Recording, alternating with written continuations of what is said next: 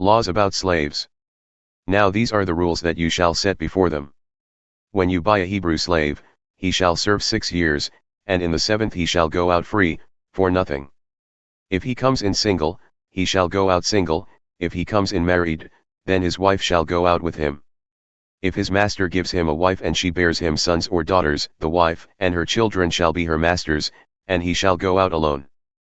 But if the slave plainly says, I love my master, my wife, and my children, I will not go out free, then his master shall bring him to God, and he shall bring him to the door or the doorpost. And his master shall bore his ear through with an awl, and he shall be his slave forever.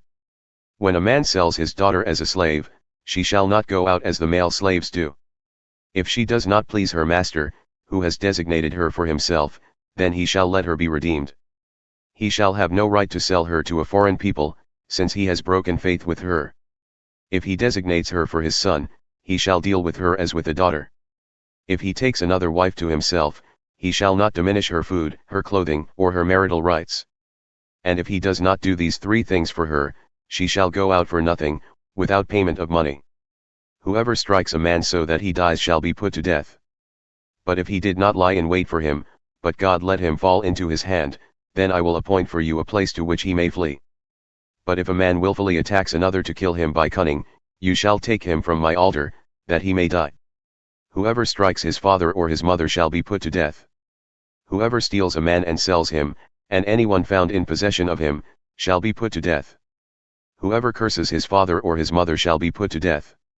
When men quarrel and one strikes the other with a stone or with his fist and the man does not die but takes to his bed, then if the man rises again and walks outdoors with his staff, he who struck him shall be clear, only he shall pay for the loss of his time, and shall have him thoroughly healed. When a man strikes his slave, male or female, with a rod and the slave dies under his hand, he shall be avenged. But if the slave survives a day or 2, he is not to be avenged, for the slave is his money.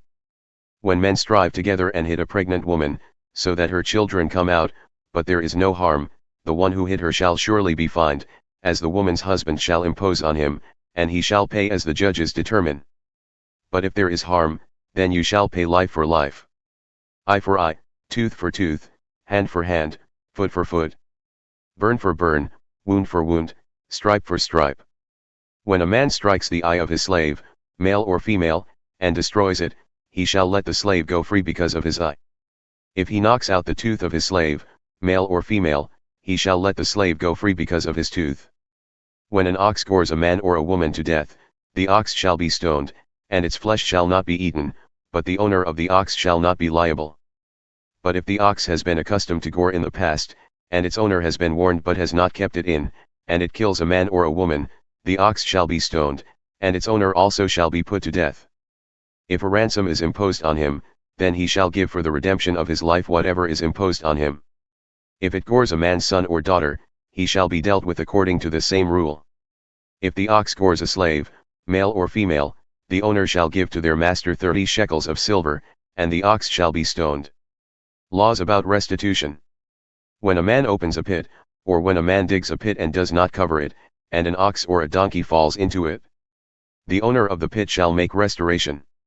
He shall give money to its owner, and the dead beast shall be his.